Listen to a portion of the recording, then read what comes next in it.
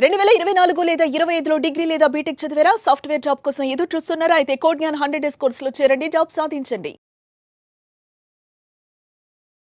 Welcome to Suman TV. నేను మీ Suman TV Nag. Drugs తీసుకుంటూ అడ్డంగా పోలీసులకు దొరికారని చెప్పేసి ఒక ప్రముఖ హాస్పిటల్ సీఈఓ, అది కూడా విమెన్ తీసుకుని దొరికారని చెప్పేసి న్యూస్ అయితే వస్తూ ఉంది. దీనికి సంబంధించినటువంటి పూర్తి వివరాలు ఏంటి, ఏ మేరకు ఇది జరిగింది అనేటువంటిది ఈరోజు మనతో పాటు హైకోర్టు అడ్వకేట్ అలాగే రవీంద్రనాథ్ గారు ఉన్నారు. అది వారి మాటలు తెలుసుకుందాం. నమస్కారం సార్. నమస్తే అండి నాగరాజు గారు. సార్, డ్రగ్స్ తీసుకొని ప్రముఖ హాస్పిటల్ అంటే ఒమేగా హాస్పిటల్కి సంబంధించినటువంటి డాక్టర్ సీఈఓగా ఉండి అడ్డంగా దొరికారని చెప్పేసి ఒక న్యూస్ అయితే వస్తుంది. దీనికి సంబంధించినటువంటి విషయాలు ఏంటి సార్, అసలు పూర్తి వివరాలు ఏంటి? నాగరాజు గారు, ఈ నగరానికి ఏమైంది? ఒకవైపు దుమ్ము ధూళి నుసి, ఇది ఒకప్పుడు పాతకాలం నాటి మాట. కానీ ఈనాటి మాట ఎటు చూస్తున్న హైదరాబాద్లో నలువైపులా చూస్తే కూడా డ్రగ్స్ డ్రగ్స్ డ్రగ్స్. ఏస్తో సంబంధం లేదు, జెండర్తో సంబంధం లేకుండా కాలేజీ కుర్ర వల్ల మరొక ప్రొఫెషన్ కాకుండా ఈరోజు రోజుకు ఒక కొత్త వార్త వినిపిస్తుంటే మన మహానగరానికి, ముఖ్యంగా హైదరాబాద్ లాంటి మహానగరంలో ముఖ్యంగా డ్రగ్స్ అన్నది ఏ స్థాయిలో ఎంత జాడ్యానికి పైకి వెళ్ళిపోయిందో ఈరోజు రీసెంట్గా, అంటే నిన్న శుక్రవారం నాడు జరిగిన ఒక అరెస్టు ముఖ్యంగా ఎంటైర్ మన మొత్తం 2 తెలుగు రాష్ట్రాల్లో కూడా ఒకంత ఆశ్చర్యానికి గురైంది. ఎందుకంటే ఎక్కడో జరగలేదు. ఒక సెలబ్రిటీస్ వేరే ప్రొఫెషన్ అంటే సరేలే వాళ్ళకి అలవాటేమో, ఇతరత్ర ఏదైనా ప్రొఫెషనల్ రకంగా ఉంటుందేమో, రిలీఫ్ అని ఉంటుందేమో అనుకుంటున్నారు. కానీ అన్ని రకాలుగా తెలిసి ఒక పవిత్రమైన వైద్య వృత్తిలో ఉండి ఒక పతాక స్థాయిలో 10 మందికి మంచి చెప్పాల్సిన వయసులో ఉండి, అది కూడా ఒమేగా హాస్పిటల్. అంటే ఈరోజు మన 2 రాష్ట్రాలు చూసినట్టయితే క్యాన్సర్ హాస్పిటల్కి ఒక పెద్ద పేరున్న ట్రీట్మెంట్ ఎక్కడ ఉందంటే ఒమేగా హాస్పిటల్ కొద్ది రోజులుగా చెప్పుకుంటారు. అందులో అంకాలజిస్ట్ అంటే మోహన్ వంశీ గారు ఏర్పాటు చేసినటువంటి ఒమేగా హాస్పిటల్లో ఒక సీఈఓగా ఉన్నటువంటి చిగురుపాటి నమ్రత, ఈవిడ అది కూడా కొకైన్ సేవిస్తుండగా, అంటే కొకైన్ తీసుకుంటుండగా పట్టుబడ్డం అంది అత్యంత బాధాకరం. ఒక విధంగా సిగ్గుమాలింతనం. ఎంటైర్ డాక్టర్స్ పవిత్ర వృత్తిలో ఉంటూ, అంటే ప్రొఫెషన్ చేయగానే నేషనల్ మెడికల్ కౌన్సిల్ వాళ్ళు ఎప్పుడైతే డాక్టర్ పట్ట ఇచ్చేటప్పుడు ఒక పవిత్రంగా ప్రమాణ స్వీకారం చేస్తాం. అక్కడ నేను ఈ ప్రొఫెషన్ తీసుకుంటున్నాను, నా యొక్క ఈ ప్రొఫెషన్ 10 మందికి ఉపయోగపడాలి, కొంతమందికి వైద్య సేవ చేస్తాను, సేవ చేసే దృక్పథంతో వచ్చినట్టు ఈ వృత్తిలో ఉండి డ్రగ్స్ తీసుకుంటూ రోడ్డు పక్కన బిచ్చగాల మాదిరిగా, అంటే నేను ఈ పదం ఎందుకు వాడుతున్నానంటే అత్యంత హేయం. తెలియనటువంటి కుర్రాలు ఎవరైనా తీసుకున్నారంటే చెప్పాల్సింది పోయి తను ఒక ప్రొఫెషన్లో ఉండి, అంటే ఏం చేస్తున్నారు మీరు అంటే మీరు చేసే ఆపరేషన్స్ డ్రగ్స్ తీసుకొని చేస్తున్నారా? ఇప్పటివరకు చేసిన ఆపరేషన్స్ అన్నీ కూడా ఒకంత ఆశ్చర్యానికి గురి చేస్తుంది. అంటే అది కూడా మొత్తం పోలీసులు నిన్న మాట్లాడుతూ, ప్రెస్లో మాట్లాడుతూ కొన్ని విషయాలు మనకు వెలుగులోకి తీసుకొచ్చారు. ఎవరో వంశీ టక్కర్, ఈయన ముంబైలో ప్రముఖ ఈ డ్రగ్స్ పెడలర్ అయిన ఈ వంశీ టక్కర్ నుంచి వాట్సాప్ వీళ్ళందరూ కూడా ఒక గ్రూప్ ఏర్పాటు చేసుకున్నారు.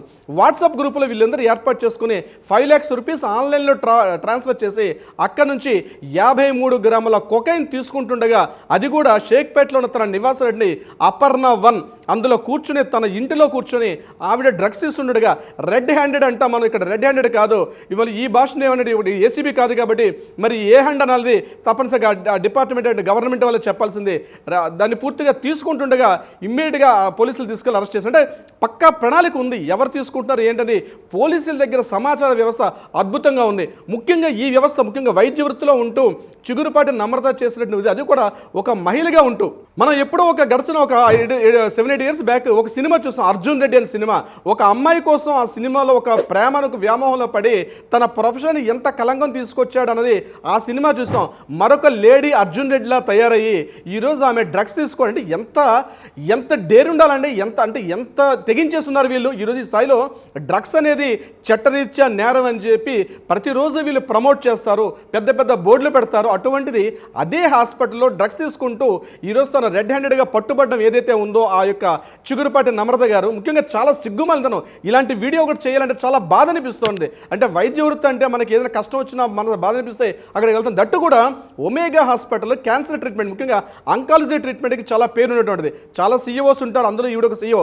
ఈజ్ నాట్ ఓన్లీ ఈవిడ ఒక్క సీఈఓ కాదు, కనీసం ఒక్కొక్క డిపార్ట్మెంట్కి ఒక్కొక్క సీఈఓ ఉంటారు. ఈవిడ ఒక చిగురుపాటి నమ్రత గారు ఒక సీఈఓగా ఉండి ఈరోజు తను రెడ్ హ్యాండ్గా తీసుకుంటూ పట్టుబడి ఉంది. చూసారు, పోలీసులు చెప్తుంటే చాలా ఆశ్చర్యానికి గురయ్యారు నాగరాజు గారు. అంటే డ్రగ్స్ తీసుకోవడం తప్పు అని చెప్పాల్సిన వృత్తిలో ఉంటూ డ్రగ్స్ తీసుకుంటూ మాట్లాడు. అంటే ఇప్పటివరకు ఆయన చేసిన ఆపరేషన్స్ అన్నీ కూడా ఇలానే తీసుకుంటూ చేశారా? అంటే డాక్టర్ చిగురుపాటి నమ్రత ఈరోజు ఈవిడ రెడ్ హ్యాండ్గా పట్టుబడడం మాత్రమే కాదు, పోలీసులు మరింత నిఘా పెంచాల్సిన అవసరం కూడా ఉంది.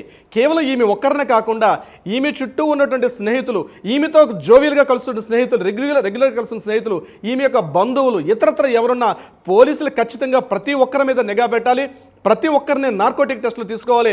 ఆ టెస్ట్ ద్వారా మాత్రమే వీళ్ళు డ్రగ్స్ తీసుకున్నారా తీసుకోలేదా అటువంటి చట్టాలు కూడా కొంత సరళీకృతం కూడా అవ్వాల్సిన అవసరం కూడా ఉంది నాగరాజు గారు. ఎందుకంటే ఇది చిన్న విషయం కాదు. నగరం ఒక్కసారి గుప్పు మంది యాక్చువల్గా రోజుకొక న్యూస్. ఒక హాస్పిటల్లో ఒక పవిత్రమైన వైద్య వృత్తిలో ఉంటూ అది చెప్పుకోవడానికే చాలా బాధాకరంగా ఉంది. కేవలం ఈవిడ ఇప్పుడు తీసుకోవడమా, ఎన్ని సంవత్సరాలు తీసుకుంటున్నారు ఈవిడ అంటే ఇది కాలేజ్ నుంచి అలవాటైందా, రీసెంట్గా అలవాటైందా, ఎందుకు తీసుకుంటుంది కారణాలు అనవసరం. తీసుకున్నారా లేదా, ఇప్పుడు డ్రంక్ అండ్ డ్రైవ్లో తీసుకుంటారు నాగరాజు గారు, ఎందుకు తీసుకున్నాడో మందు తాగారు అనరు. కార్లో వెళ్తున్నప్పుడు డ్రంక్ అండ్ డ్రైవ్ చేసేటప్పుడు ఆ పైప్ పెడతారు, నిజంగా డ్రంక్ చేసి తీసుకెళ్ళి అరెస్ట్ చేస్తారు, ఆ వెహికల్ సీజ్ చేస్తారు. మరి ఇటువంటి వృత్తిలో ఈ హాస్పిటల్ సీజ్ చేయాల్సిన అవసరం లేదా? డెఫినెట్గా ఉంది. కేవలం ఈరోజు బయటపడ్డారు కాబట్టి ఈరోజు ఈ డాక్టర్ గారి పేరు బయటకు వచ్చింది. కానీ నా దృష్టిలో ఈ ఒక్కరే కాదు, ఈ వైద్య వృత్తిలో ఈ తాలూకా వాట్సాప్ గ్రూప్లో ఎంతమంది ఉన్నారు అంటే నేను చెప్పకపోయినా పోలీసులు తప్పనిసరిగా ఎంక్వైరీ అన్నది చేస్తూ ఉంటారు. కేవలం అఫీషియల్గా గవర్నమెంట్ లైసెన్స్ పొందినటువంటి ఒక మందు షాప్, ఒక డ్రగ్ షాప్ అంటే ఒక లిక్కర్ షాప్ నుంచి మందు తాగితేనే పోలీసులు ఇన్ని రకాల యాక్ట్ చేసేవాళ్ళు. డ్రగ్స్ తీసుకున్న వాళ్ళ మీద వాళ్ళ స్నేహితులు, వాళ్ళ బంధువులు, ఇతరత్ర వాళ్ళ యొక్క ఎంటైర్ గ్రూప్స్లో ఎంతమంది ఉన్నారో ప్రతి ఒక్కరి మీద నిఘా పెట్టాల్సిన అవసరం ఉంది.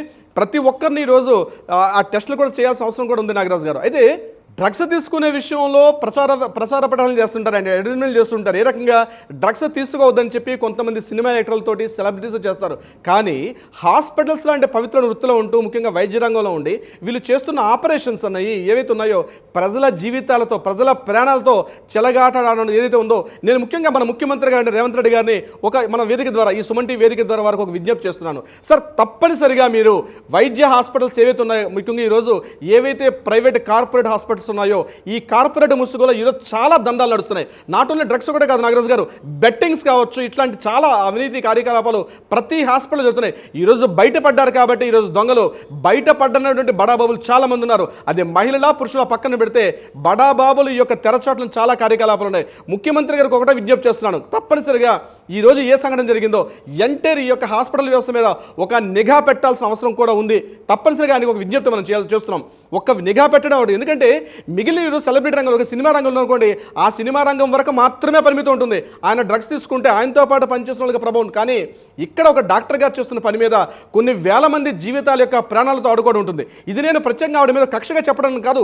ఈరోజు దొరికారు కాబట్టి, ఆవిడ రెడ్ హ్యాండెడ్గా మనకి ఈరోజు పట్టుబడ్డారు కాబట్టి ఈరోజు మనం మాట్లాడుకుంటున్నాం. కానీ లేకపోతే చాలామంది డాక్టర్స్, అర్జున్ రెడ్డి లాంటి డాక్టర్స్, లేడీ అర్జున్ రెడ్డి గారి డాక్టర్స్ లాంటి వాళ్ళు చాలామంది ఉన్నారు. వాళ్ళందరి మీద నిఘా పెట్టి ప్రతి ఒక్కరి మీద ఒక ఎంక్వైరీ పెడితే చాలామంది బయటకు వస్తారు.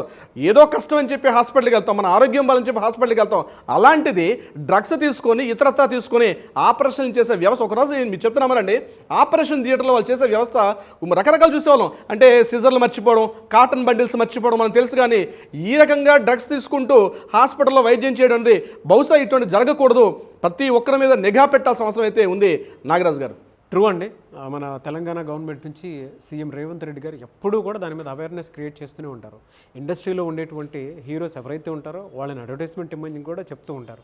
అంటే గవర్నమెంట్కి కొంచెం సపోర్టివ్గా ఉండి అడ్వర్టైజ్మెంట్స్ అవేర్నెస్ క్రియేట్ చేయండి, సే నో టు డ్రగ్స్ అని చెప్పేసి ఆయన అడ్వర్టైజ్మెంట్లు కూడా ఇప్పిస్తూ ఉంటారనమాట. అంటే అంత బాగా ఆయన తెలంగాణని ముందుకు తీసుకెళ్దాం అనుకునేటువంటి మనిషి. సో ఈ ప్రాసెస్లో ప్రతి హాస్పిటల్ మీద కూడా ఆయన ఒక నిఘా పెట్టాల్సినటువంటి అవసరం, బాధ్యత రెండూ ఉంది.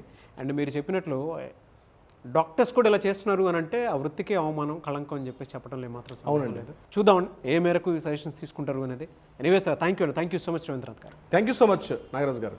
సుమన్ టీవీలో మీ పర్సనల్ అండ్ బిజినెస్ ప్రమోషన్స్ కోసం కింది నెంబర్కి కాంటాక్ట్ చేయండి.